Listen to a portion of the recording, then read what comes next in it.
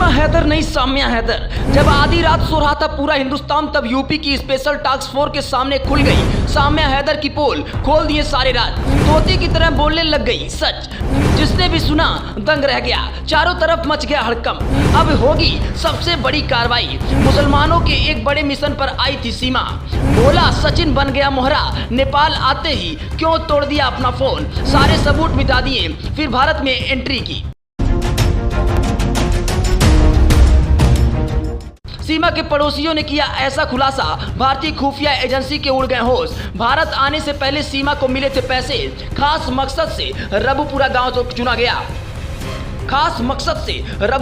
को चुना गया। बातचीत वाले सिम कार्ड की तलाश शुरू।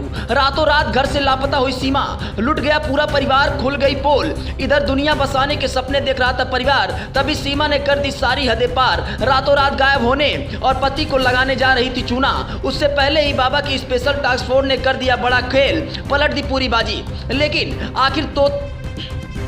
लेकिन आखिर रातों रात सीमा गई कहां? सीमा के परिवार, उनके पड़ोसियों ने इतना बड़ा खुलासा किया है, जिसके बाद भारत की खुफिया एजेंसियों के कान खड़े हो गए हैं। अचानक सीमा हैदर के सारे सोशल मीडिया अकाउंट खंगाले जाने लगे। हिंदुस्तान टाइम की रिपोर्ट की माने तो सीमा, उनका परिवार चाहता है कि सीमा अब वापस पाकिस्तान ना आए, क्योंकि उसने मुसलमान से हिंदू धर्म अपना लिया है। पाकिस्तान के कराची में सीमा 3 कमरों के अपार्टमेंट में रहती थी। एक अच्छी आबादी के लोगों ने सीमा के मकान मालिक के 16 साल के बेटे नूर मोहम्मद ने कहा कि सीमा पाकिस्तान नहीं आए तो ठीक रहेगा। सीमा ने खुद खुलासा किया कि मुझे जिस फोन पर पबजी खेलती थी, उसी फोन से इंस्टाग्राम के जरिए 32 घंटे तक लगातार सचिन से बातचीत करती थी। 32 घंटे बहुत लंबा वक्त होता है, लेकिन सीमा सचिन के प्यार में ऐसी दीवानी थी कि वो फोन नहीं रखती थी। इधर सचिन का हाल भी कुछ ऐसा था। सचिन अपने काम छोड़कर सीमा से बातचीत करने में लगा रहता था, लेकिन सीमा जिस फोन से सचिन से बात करती थी, वो फोन कहाँ है? वो नष्ट किया जा चुका है। उस फोन को आखिरी लोकेशन नेपाल में था। जिस दिन हमारे यहाँ होली का उल्लास चल रहा था, उसी दिन सीमा और सचिन शादी के बाद हनीमून की तैयारी कर रहे थे। लेकिन इस हनीमून से पहले सीमा हैदर ने अपने पाकिस्तानी फोन और सिम को पूरी तरीके से बर्बाद कर दिया था, नष्ट कर दिया था।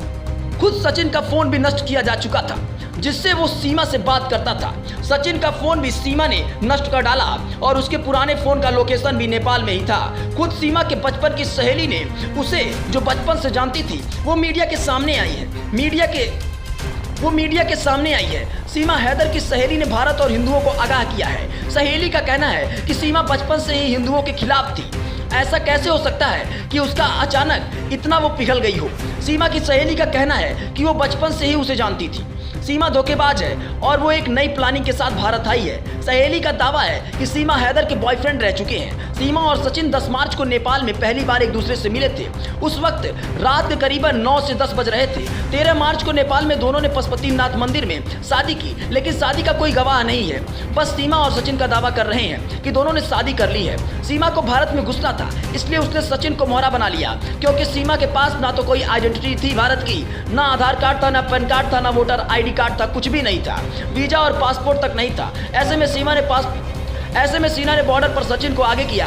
जैसे ही बॉर्डर पार करते समय भारतीय जवानों ने सीमा और उसका ID कार्ड मांगा, वैसे ही सीमा ने सचिन को आगे कर दिया। फिर सचिन ने जवानों से कहा कि वो नेपाल में काम करता है, भारत का रहने वाला है, उसके बच्चे बीमार हैं, इसलिए वो घर जा रहा था। सचिन के पास आधार कार्ड था, इसलिए उसकी बातें मान ली गई। यानी कुल मिलाकर सीमा सचिन का इस्तेमाल कर रही है और उसका असली